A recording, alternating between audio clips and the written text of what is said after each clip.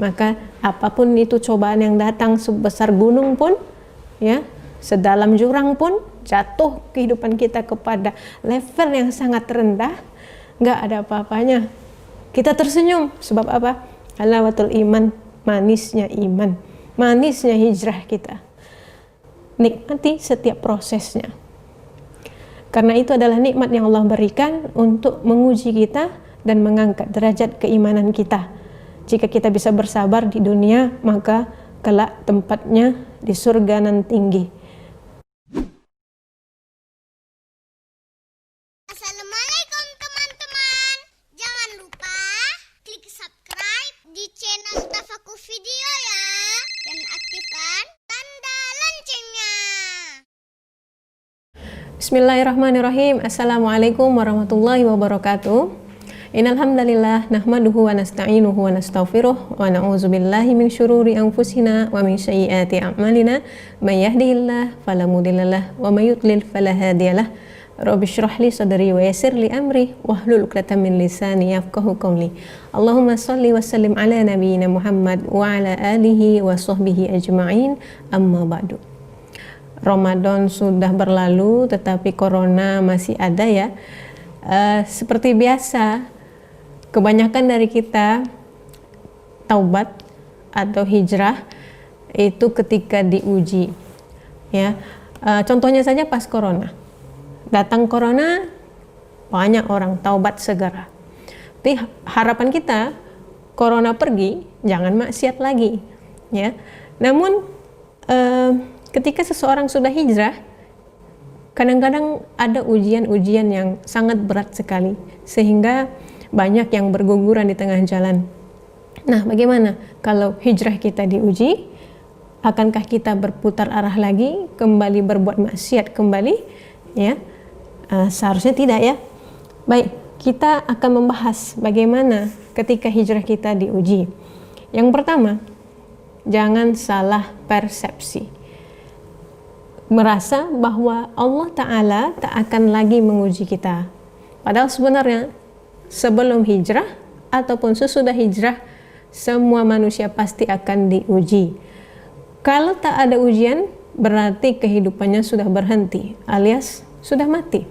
Ya, karena Allah Ta'ala telah berfirman dalam surah Al-Anbiya ayat 35, Kullu nafsin za'iqatul maut.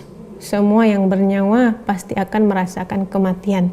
Wa nabluukum bisyarri wal khairi fitnah wa ilaina turja'un.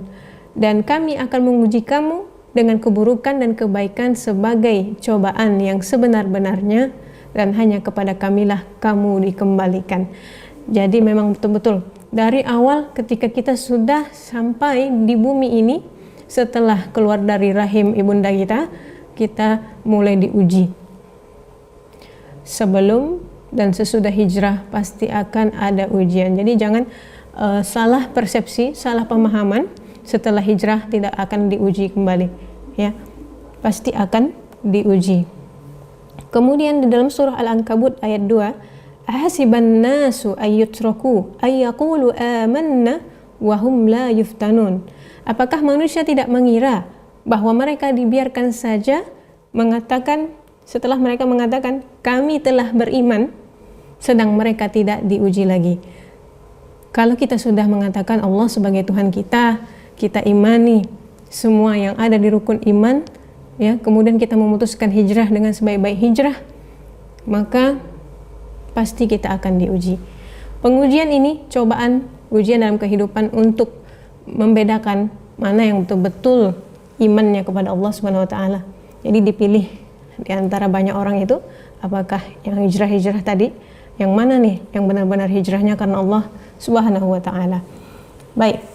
Jadi Allah menguji setiap manusia, baik itu laki-laki maupun perempuan, baik sesudah hijrahnya ataupun sebelum hijrahnya. Kedua, semuanya adalah kebaikan. Maksudnya kalau kita diuji dengan sesuatu yang buruk, yang membuat kita sedih, yang membuat kita galau, yang membuat kita sengsara, ya, itu semua adalah kebaikan. Karena bagi Muslim, dua-duanya adalah kebaikan. Rasulullah SAW bersabda, sungguh menakjubkan keadaan seorang mukmin. Segala keadaan yang dialaminya sangat menakjubkan. Setiap takdir yang ditetapkan Allah baginya merupakan kebaikan. Apabila dia mengalami kebaikan, dia bersyukur, maka itu kebaikan baginya. Apabila ia ditimpa keburukan, maka dia bersabar, dan hal itu juga kebaikan bagi dirinya. Nah, ada sebuah kisah menarik. Seorang ukhti sebentar lagi ingin menikah. Agak terlambat juga menikahnya.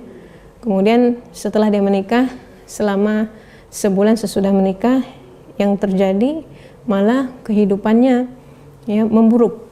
Suaminya ingin bercerai dengannya tanpa sebab. Jadi yang kita pikirkan di situ, apakah setelah memang ukhti ini baru berhijrah ya? Apakah dia setelah berhijrah kemudian dia tidak diuji lagi? Tidak, jawabannya pasti dia akan diuji, dan ujian itu pasti akan membentuk dirinya ya. Istilahnya apa? Menaikkan level keimanannya. Bagaimana dia diuji dengan suami yang baru 1 bulan menikah minta cerai. Nah itu dia ya. Bagi muslim semuanya adalah kebaikan. Jika yang datang sebuah kebaikan, kita bersyukur, maka itu adalah kebaikan, kata Nabi. Tapi kalau yang datang adalah keburukan, salah satunya ini tadi ya, minta diceraikan setelah 1 bulan. Bahkan ada juga yang ukhti kita yang sebelum menikah calon suaminya kabur. Jadi tidak, ketika akad nikah tuh suaminya calon pengantin pria tidak hadir di tempat. Kalau yang ini tidak ada masalahnya, cuman mungkin malunya luar biasa, dan ini ujian juga bagi dirinya. Tapi yang sudah menikah 1 bulan, ini juga ujian yang sangat berat ya untuk ukhti-ukhti semua. Ini sangat berat menurut saya ya, 1 bulan tanpa sebab dan tidak mau menyentuh istrinya.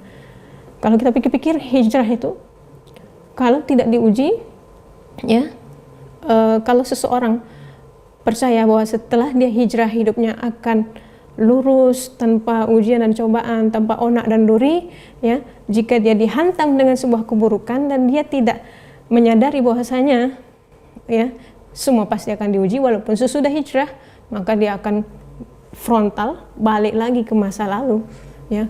Kok orang lain bisa menikah baik-baik, sakinah, mawaddah, warahmah, kenapa kehidupan saya seperti ini? Baru 1 bulan menikah sudah diceraikan gitu. Nah ini, kalau seseorang tidak memahami dengan betul konsep kehidupan kita yang pastinya akan diuji terus menerus ya, maka orang akan mundur terus, kembali ke masa dulu, bermaksiat lagi, nggak mau lagi hijrah ya. Nah, kalau muslim yang paham betul konsep kehidupan tadi, bahwa kehidupan kita akan selalu diuji, maka apapun yang akan datang kepada dirinya, keburukan sekalipun yang membuat dirinya sedih, yang membuatnya hatinya berkeping-keping, pikirannya rungsing ya, ketika dia bersabar dan ikhlas, maka itu adalah sebuah kebaikan bagi dirinya. Baik, yang ketiga, kelapangan hati dan keberkahan dalam hidup pasca hijrah. Kalau dilihat dari mata, kemungkinan banyak manusia yang melihat seseorang yang sudah hijrah dari dunia riba, kemudian tahu-tahu malah jualan. Dia meninggalkan pekerjaannya yang sangat luar biasa ya, posisi dan jabatannya, mungkin bergelimangan harta juga. Kemudian tiba-tiba setelah hijrah malah berdagang di pinggir jalan, jual sate, jual batagor misalnya, atau gorengan-gorengan ya. Orang-orang yang di sekitar melihat, kok sengsara sekali kehidupannya, kenapa punya pekerjaan baik justru ditinggalkan, itu eman-eman, sayang. Padahal tidak semuanya ya, sesuatu yang nampaknya kecil akan membuat kita sengsara ya. Boleh jadi yang telah hijrah dari riba tadi, walaupun dia berbisnis ataupun jualan gorengan sekalipun, itu halal dan membuat hidupnya tenang, nyaman, dan dia bahagia. Kenapa? Karena disitulah letaknya keberkahan. Dan keberkahan bukanlah cuma dari materi ya, bukan dilihat dari banyaknya anak, bukan dilihat dari berapa besar rumahnya, ya, dan berapa banyak mobilnya, tetapi dilihat dari bagaimana sesuatu itu bisa membuatnya lebih dekat dengan penciptanya. Kemudian ada yang nampaknya sengsara, gitu ya. Contohnya misalnya seorang ukhti dulunya tidak berjilbab, kemudian dia hijrah, kemudian mengenakan hijabnya, malah diejek-ejek ya oleh kawan-kawannya. Kok sok ustazah banget sih kamu, gitu ya. Kemudian kok pakai bajunya gombrong-gombrong seperti itu, ya kayak nggak keurus aja. Nah seperti itu. Hal-hal yang seperti ini kok kelihatannya dari tatapan manusia, ya, tidak mengenakkan karena dipenuhi dengan ejekan-ejekan dan seringkali disudutkan, ya. Tetapi di dalam hati, kalau dia menerimanya dengan baik dan memang inilah jalan hijrah yang harus ditempuh, insya Allah apapun itu ejekan orang dari luar dia tidak akan peduli, karena yang satu dituju adalah apa? Allah dan Allah terus. Jadi dia fokus kepada targetnya, yaitu apa? Kehidupan akhirat kelak insyaallah ta'ala. Jadi kelapangan hati dan keberkahan insyaallah pasti akan datang ketika kita sudah hijrah. Baik. Nah, kalau hijrah kita diuji, yang pertama kita harus memperbaiki niat kita.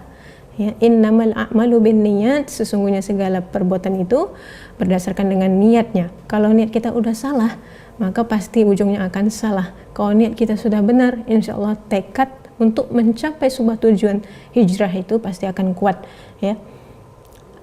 Dan surga adalah kehidupan di akhirat yang kita tuju.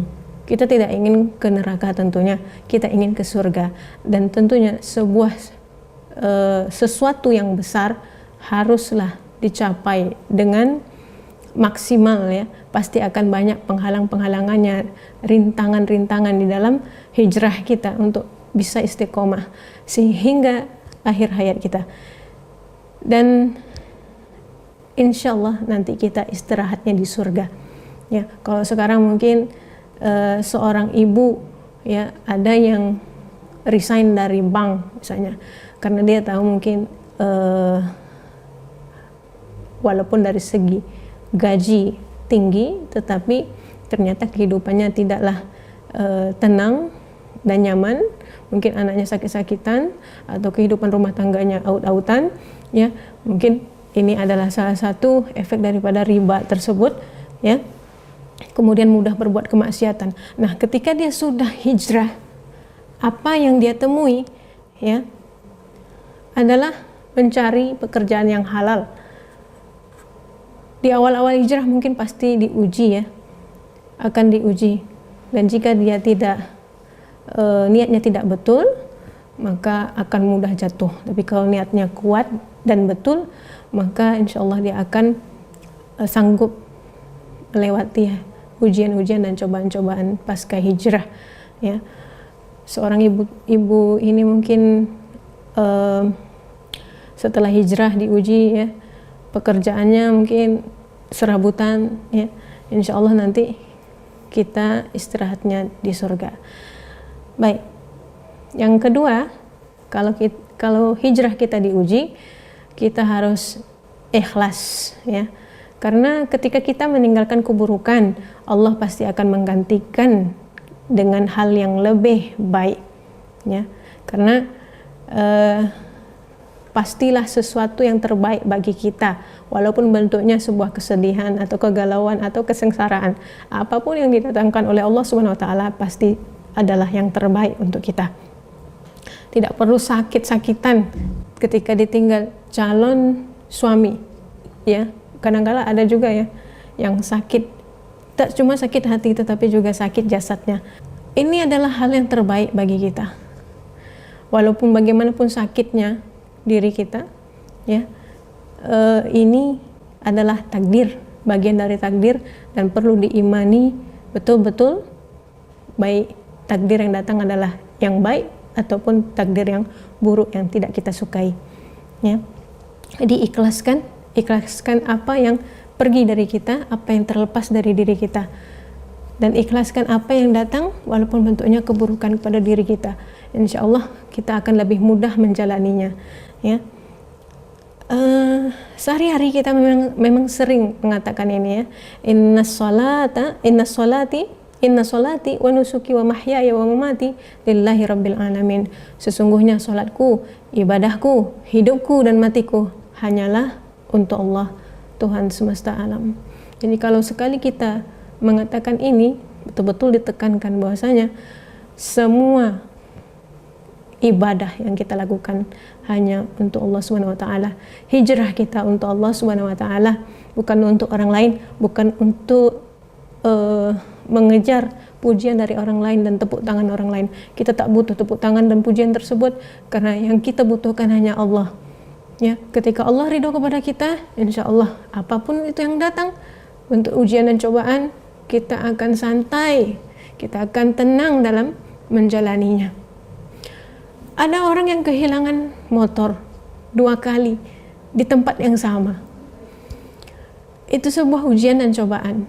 Kalau dia tidak paham tentang konsep bagaimana kehidupan ini penuh dengan ujian dan cobaan, ya, supaya dipisahkan mana yang betul-betul imannya kepada Allah, mana yang lemah imannya kepada Allah Subhanahu wa taala.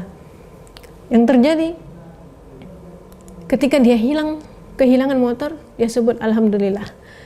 Kali kedua, dia juga sebut alhamdulillah, pasti ada yang terbaik gantinya untukku. Dan memang yang terbaik datang kepada dirinya, yaitu apa? Mobil. Bayangkan saudara-saudara, kalau kita misalnya tidak ikhlas, ya, tentang sesuatu yang terlepas dari diri kita pasti akan merana, akan sering galau, gundah gulana, di kamar mungkin sering menangis, ya, tak pernah nampak semburat kebahagiaan dari muka kita terpancar, ya. Sebab apa? Kita telah membuat hidup kita merana sendiri, padahal kita bisa membuat diri kita bahagia. Bagaimana caranya? Kita kendalikan diri kita. Ikhlaslah atas apa yang didatangkan oleh Allah Subhanahu wa taala, baik yang datang itu kebaikan ataupun keburukan kepada diri kita. Kemudian sabar dan tawakal. Sabar. Ini penting sekali, bekal untuk yang berhijrah. Kita mesti sabar. Kita mesti sabar dalam bersabar. Karena untuk sabar ini memanglah susah, tidak semudah mengucapkannya, ya. 5 huruf mudah diucapkan, sabar. Dan itu juga yang selalu disebut oleh kawan-kawan kita ketika kita curhat kepada mereka tentang permasalahan kita. Sabar ya. Nggak semudah itu kita jawab. Padahal kalaulah kita bersabar, innallaha ma'as sabirin, sesungguhnya Allah bersama orang-orang yang sabar. Jika didatangkan ujian dan cobaan, Allah lah yang mendatangkan itu, maka solusinya juga datang dari Allah Subhanahu wa taala. Maka bersabarlah, jadikan salat dan sabar sebagai penolongmu. Allah Subhanahu wa taala berfirman di dalam surah Al-Baqarah ayat 153. Sabar dan salat, sabar dan salat. Datang ujian setelah hijrah, apapun itu bentuknya, bawa bersujud, bersabar, istighfar. Semoga itu menjadi pelebur dosa kita dengan sabar kita. Dan tawakal tentunya setelah berikhtiar. Ikhtiarnya bagaimana? Datang ujian, datang cobaan, maka kita ikhtiarkan bagaimana solusinya. Tidak cukup jangan menangis saja, kita harus cari solusinya, ya. Temukan solusinya, kemudian bagaimana cara menghadapinya, ikhtiarkan, kemudian bersabar dan tawakal. Serahkan kepada Allah Subhanahu wa taala. Kalau misalnya masalah terlalu besar ketika hijrah, ya, kembalikan kepada Allah Subhanahu wa taala. Kalau kita tidak sanggup untuk memikulnya, katakan kepada Allah, ya Allah, aku tak sanggup, bantu aku. Menangis di sepertiga malam, di pagi hari, di tengah siang, apapun itu waktunya, panjatkan doa, ya Allah, berat ujian ini, tak sanggup aku memikulnya, angkat dia ya Allah, cukuplah sabar dan sholat sebagai penolongku. Ditinggal mati suami, ditinggal mati anak, ditinggal mati ayah, semuanya kita kembalikan kepada Allah, karena kita pun pasti akan kembali kepada Allah suatu masa nanti. Maka tidak bisa kita mengatakan tak akan kita diuji setelah kita berhijrah. Dan ujian dan cobaan itu pasti akan berakhir setelah kita pun dicabut nyawanya oleh Allah Subhanahu wa Ta'ala. Ada seseorang yang bahagia, tidak menangis ketika ditinggal mati orang yang disayangi, karena dia tahu hidup cuma sementara, sebentar lagi dia pun akan menyusul. Justru dia bersyukur dengan kematian tersebut, kemungkinan besar pasti ada hikmahnya. Semoga Allah mengampuni dosa-dosa orang yang dia cintai. Boleh jadi kalau hidup orang yang dicintainya diperpanjang, mungkin dia berbuat dosa. Begitulah seorang muslim memandang sebuah kehidupan. Pandang yang positif, buang yang negatif. Pasti semuanya ada hikmahnya. Baik, yang keempat, jika hijrah kita diuji, yakin bahwa pertolongan Allah akan datang. Inna nasrullahi qarib. Ya. Sesungguhnya pertolongan Allah amatlah dekat. Kadang-kadang ketika kita hijrah kemudian diuji, kok banyak kali cobaan, aral melintang, ya, susah sekali nampaknya. Lebih mudah hidup kita sebelum hijrah daripada sesudah hijrah, ya. Tapi yakinlah, sebentar lagi pasti akan datang. Ala inna nasrullahi qarib, sesungguhnya pertolongan Allah sangat dekat. Mungkin perlu 1 atau 2 hari lagi untuk kita bersabar, ya, mungkin bahkan 1 jam lagi setelah itu datang pertolongan Allah. Kenapa? Kita harus yakin ini, ya, karena ujian datang dari Allah, maka solusinya pun datang dari Allah Subhanahu wa Ta'ala. Allah hanya ingin melihat ini hambanya sampai mana kuatnya, sampai mana dia bertahan, ya. Padahal pertolongan itu sudah ada sebenarnya, cuman kita perlu menunggunya saja dan bersabar, ikhlas, dan yakin pasti akan datang pertolongan itu. Kemudian yang kelima, nikmati setiap prosesnya. Sebenarnya kalau masalah hidup ini, pahit manisnya, ya, asamnya, semuanya kalau kita nikmati, ya, insya Allah kehidupan kita lancar-lancar saja. Hilang motor, ya alhamdulillah pasti ada gantinya.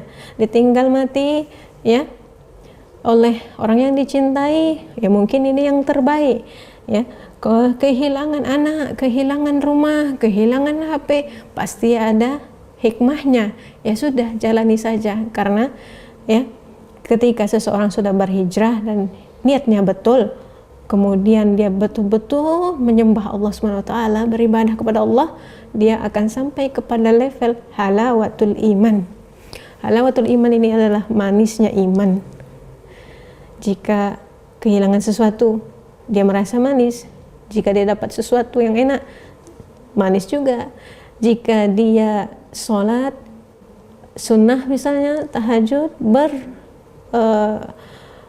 banyak rakaat misalnya, ataupun memberikan sedekah berjuta-juta, semua amal ibadah yang nampaknya berat menjadi manis karena dia sudah sampai kepada level tersebut, yaitu apa? Manisnya iman.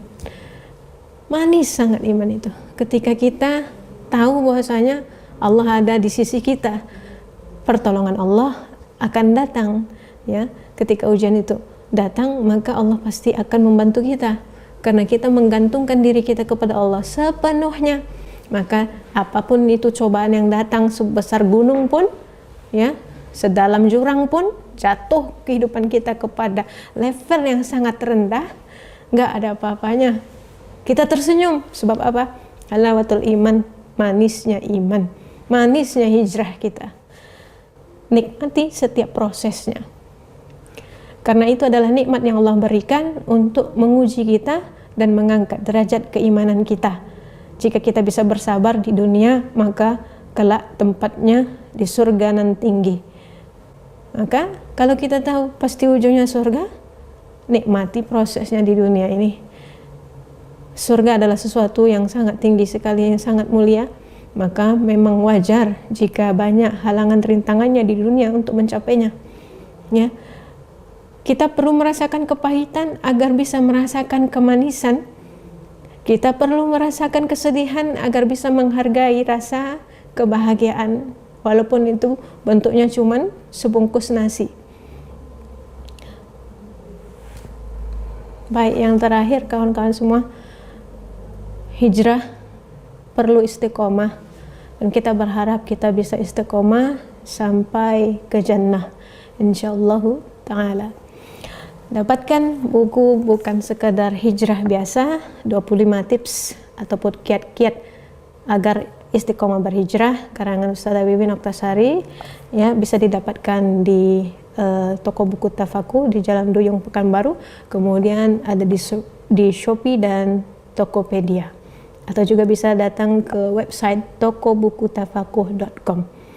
Baik, ilal liqa, insyaallah ilal jannah. Assalamualaikum warahmatullahi wabarakatuh.